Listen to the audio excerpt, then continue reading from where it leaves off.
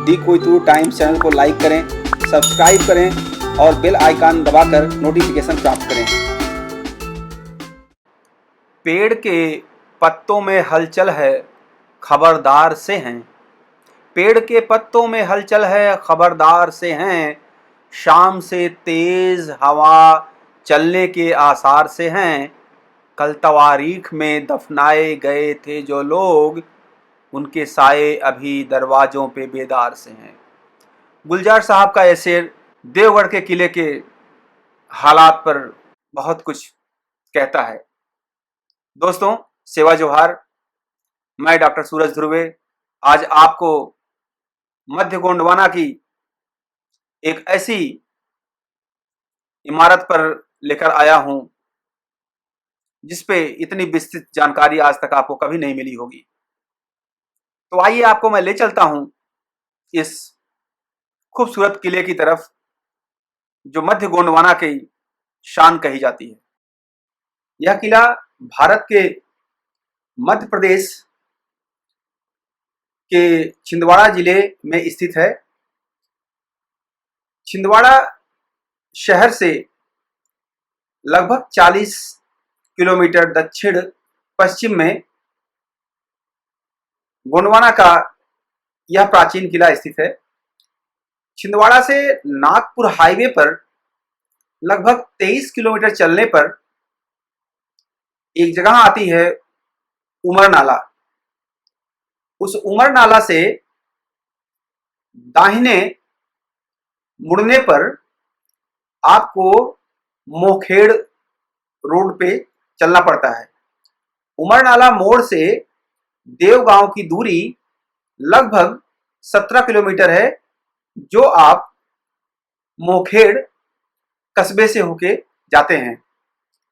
और 17 किलोमीटर दूरी चलने पर आपको देवगढ़ गांव मिलता है। और यह देवगढ़ गांव जिस पहाड़ी पर किला है उसी पहाड़ी की तलहटी में बसा हुआ है। और यह छोटा सा गांव है और इस गांव से आगे आप अपनी गाड़ी से नहीं जा सकते हैं। यहां से आपको किले तक पहुंचने के लिए पैदल चलना पड़ता है। और उससे पश्चिम की तरफ आप जब गांव से चलते हैं तो पहाड़ी दिखने लगती है और जिस पर ये गोंडवाना का प्राचीन किला देवगढ़ स्थित है। तो आइए अब हम आपको इस किले के अंदर ले चलते हैं और इस खूबसूरत किले के बारे में आपको बताते हैं। यह मैप देवगढ़ किले का भारतीय पुरातत्व सर्वेक्षण द्वारा दिया गया मैप है, जो कि उत्तर और पूरब दिशा से लेकर के दक्षिण पश्चिमी तरफ फैला हुआ है। और इस मैप के द्वारा पूरे किले की विस्तृत जानकारी मिलती है। यह किला देवगढ़ के गोंड राजाओं, जो कि ध्रुवे वंश से थे, उनके द्वारा बसाया गया था। रानी दुर्गावती के गढ़ामंडला के राज्य के बाद गोंडों की स्थिति बहुत खराब हो गई थी और पहले यह राज्य गढ़ामंडला के अंतर्गत था, लेकिन बीच में कुछ वर्षों तक इस पर दूसरे जातियों के लोगों का कब्जा हो गया। और राज जाटवा 1580 में घनसूर और रणसूर नाम के दो राजाओं को हराकर इस गढ़ पर फिर से कब्जा किया। उनके 3 बेटे थे और जिनमें से सबसे छोटे बेटे कोकशाह के पुत्र केसरी शाह थे, जिन्होंने लगभग 20 साल वहां पर शासन किया। उसके बाद केसरी शाह की मृत्यु के बाद उनका बेटा गोरख शाह यहाँ पर बैठा और वो भी लगभग 10 साल तक इस पे शासन किया। उसके 5 बेटे थे, जिसमें से कि 2 छोटे बेटे इस्लाम यार और दीदार खान को औरंगजेब ने जबरदस्ती इस्लाम धर्म कबूल करवा दिया था, लेकिन वो इतने अच्छे शासक नहीं हुए। और बाद में उनके तीसरे नंबर के बड़े बेटे, जिनका नाम महिपत शाह था, उनको वहां का राजा बनाया और इस शर्त पे कि वो इस्लाम धर्म कबूल कर लें।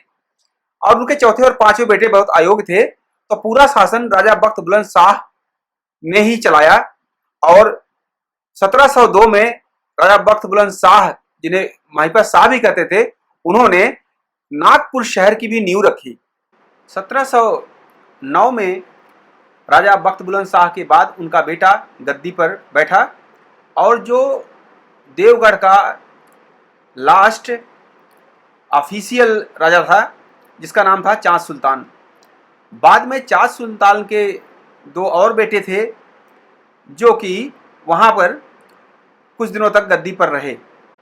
इसके बाद देवगढ़ से राजधानी नागपुर आई जहाँ पर चाँद सुल्तान के बेटे राजा वली और बुरहान ने शासन जारी रखा और भोंसले राजाओं के मातहत पेंशनर बनकर रहे। इसके बाद उनकी बहुत सारी पीढ़ियाँ आज़ादी के बाद तक वहाँ पर थीं और आज भी उनके परिवार के बहुत सारे सदस्य नागपुर में रहते हैं। तो इस तरह से ये राजाओं का, देवगढ़ के राजाओं का इतिहास रहा है। तो आइए हम अब आपको किले के अंदर ले चलते हैं और किले के बारे में विस्तार से बताते हैं। गांव से जब पहाड़ी की तरफ चलते हैं तो कच्चे रास्ते से, मुश्किल रास्ते से होते हुए हम किले के मुख्य द्वार पर पहुंचते हैं और देख सकते हैं ये किले का मुख्य द्वार है और इसके लगभग 55 से 60 फुट ऊंची चहरदीवारी आप देख रहे हैं। ये किले का दक्षिणी पश्चिमी हिस्सा है और इसके किनारे गहरी खाई है जहाँ से इस किले पर अप्रोच कर पाना बहुत मुश्किल होता है। आप देख रहे हैं घने जंगल और उसके बाद ऊंची दीवार और कोई रास्ता नहीं है यहाँ पर किले में पहुँचने का। केवल एक ही रास्ता है जहाँ पर किले पर पहुँचा जा सकता है। अब मैं किले के अंदर घुस रहा हूँ और पीछे बढ़ता हुआ मैं आपको किले के बारे में बताऊँगा। अब आप देख सकते हैं अब मैं किले के अंदर आ गया हूँ और अंदर से आपको मुख्य दरवाजे के पिछले हिस्से की चीज़ दिखा रहा हूँ। यह एक बुर्ज के पास बना हुआ है। इस किले में टोटल 11 बुर्ज हैं जो कि सुरक्षा के और पहरेदारी के लिए दिए गए थे। तो पहला बुर्ज आप देख सकते हैं बाएं हाथ पे है और ऊपर जाने के लिए सीढ़ियां हैं और वहाँ पर भी एक दूसरा बुर्ज है। ये आप देख सकते हैं यहाँ से ये पूर्वी दीवार चल रही है और इस पूर्वी दीवार के साइड से हम सीढ़ियों से ऊपर दूसरे गेट की तरफ बढ़ रहे हैं और नीचे हमारे बाएं हाथ पे आप देखिए कि ये घनी झाड़ियां हैं और इन झाड़ियों के पीछे गहरी खाई है। और अब हम ऐसा चलते चलते इस दीवार से होते हुए किले के दूसरे हिस्से पे पहुंचते हुए हैं और इस दूसरे किले के दूसरे गेट पे पहुंचने से पहले एक बड़ा सा बोर्ड लगा हुआ है जिसमें देवगढ़ किले के बारे में भारतीय पुरातत्व सर्वेक्षण के द्वारा विस्तृत जानकारी दी गई है। जब आप किले में जाएंगे तो आपको इस सब की जानकारी दी जाएगी। हम अब आपको इस दूसरे किले से अंदर प्रांगण में ले चलते हैं। आप एक किला देख सकते हैं। एक किले का दूसरा दरवाज़ा है जो काफ़ी बुरी स्थिति में है, ऊपर का हिस्सा टूट चुका है और जब हम किले के अंदर प्रवेश करते हैं तो हमारे दाहिने पार्ट में आपको एक हिस्सा दिखाई पड़ता है जो आप देख रहे हैं जंगल और उसके बाद ये कुछ एक हिस्सा है और टूटा हुआ ये दीवार आप देख रहे हैं।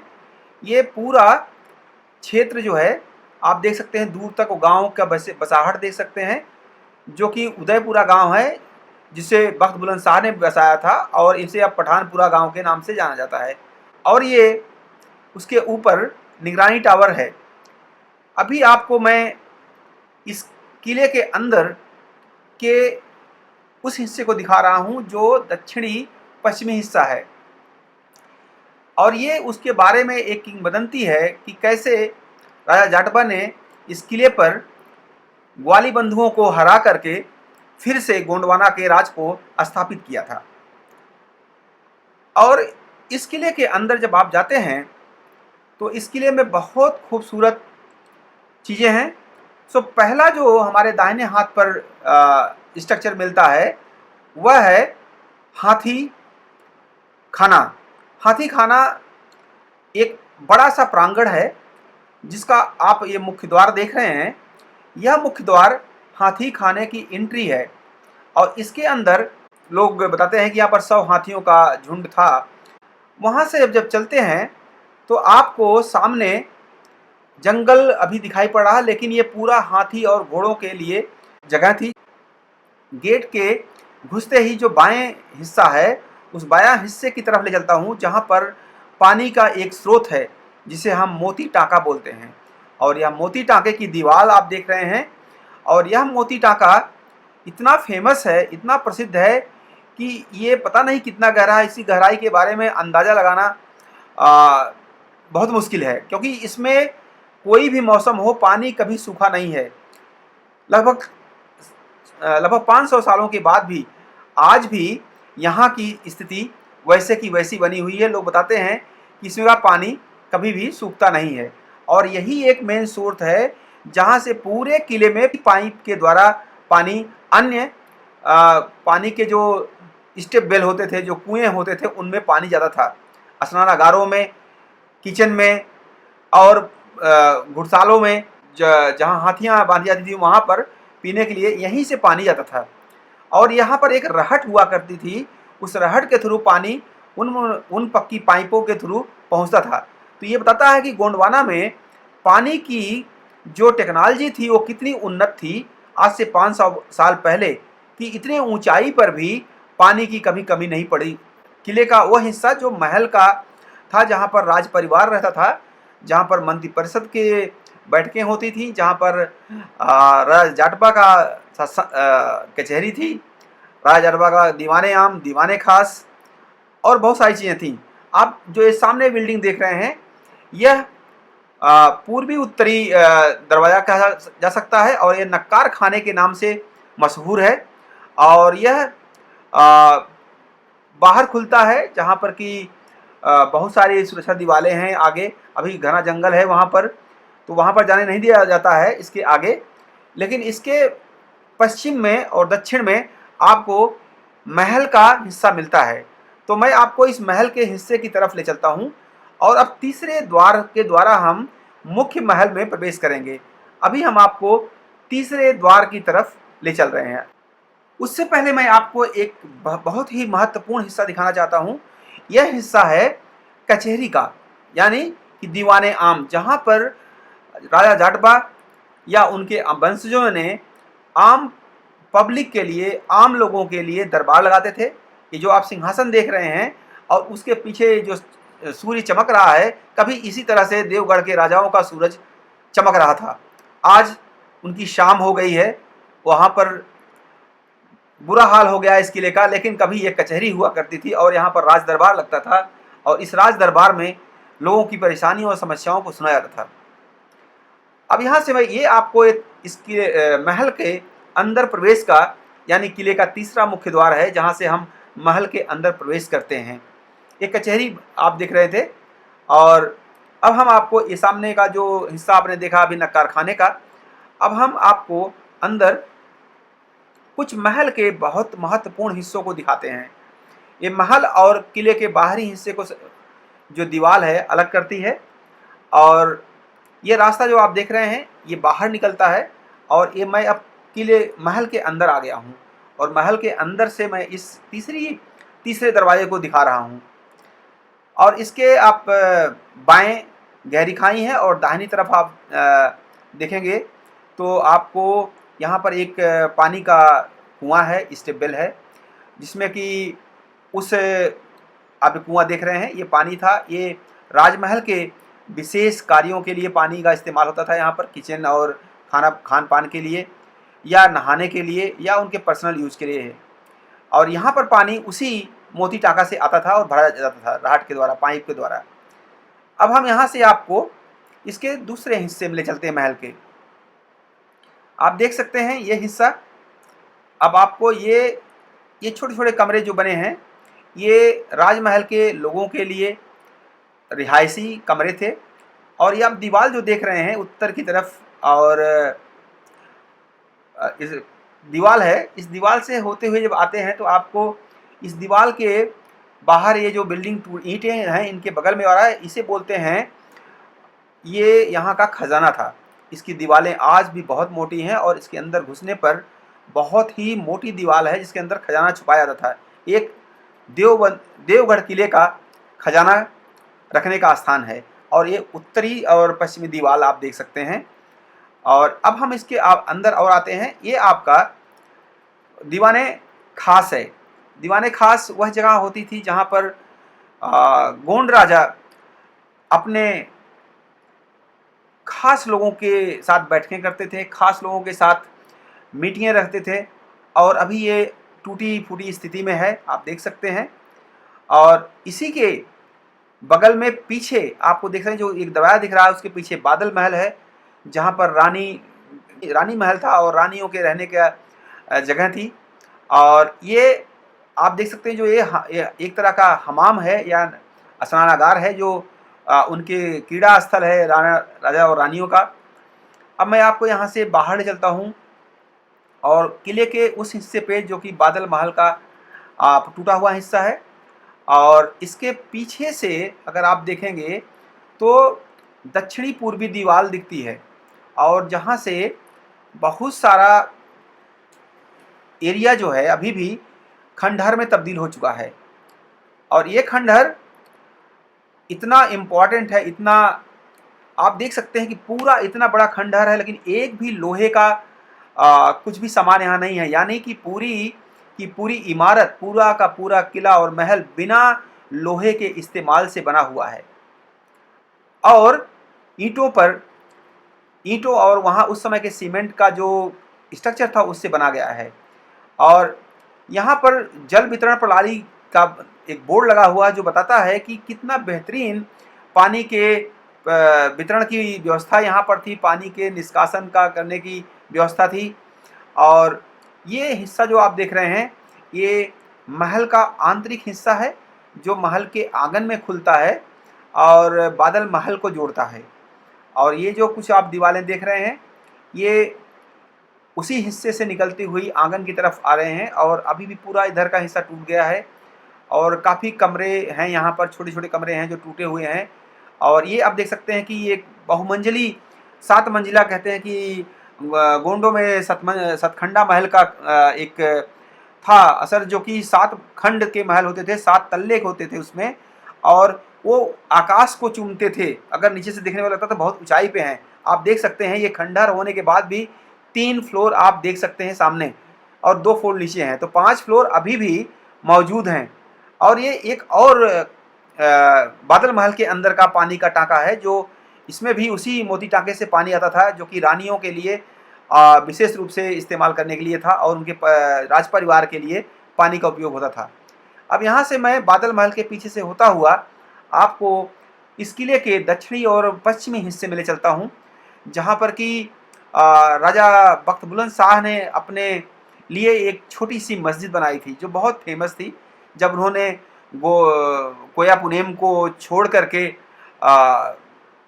इस्लाम धर्म कबूल किया औरंगजेब के प्रेशर में, तो उन्होंने ये मस्जिद बनाई थी। उस मस्जिद की तरफ मैं ले चल रहा हूँ आपको। उससे पहले आप देखिए, बादल महल का पश्चिमी हिस्सा है जो लाहौरी ईंटों से बना हुआ है, और ये ईंटें इतनी पक्की हैं कि आज भी ये इनमें बहुत कुछ बिगड़ा नहीं है। और इस तरह से आप देखिए बहुत कुछ हिस्सा टूट गया है, जो कि भोंसले जो थे उन्होंने इनमें तोपों से इस किले को नुकसान पहुंचाया था, जिससे कभी गोंड राज पुनः खड़ा ना हो सके। और आप अब देख रहे हैं बादल महल के ये पूरे खंडहर हैं, और उसके ही पीछे राजा महल दिख रहा है आपको सामने। इस राजा महल से जुड़ा हुई थी ये मस्जिद है। इस मस्जिद का भी हिस्सा काफ़ी कुछ टूट गया है, और यह मस्जिद उनके व्यक्तिगत नमाज पढ़ने के लिए हुआ करती थी। उन्होंने औरंगजेब से कहा था, मैं इस्लाम धर्म को कबूल कर रहा हूँ, मैं रोटी का संबंध रखूँगा लेकिन बेटी का संबंध नहीं रखूँगा। यानी कि गोंडों ने, ये ध्रुवे गोंड थे, और इन्होंने कभी भी अपने बेटियों को मुग़लों या मुसलमानों को शादी के लिए कभी दिया नहीं।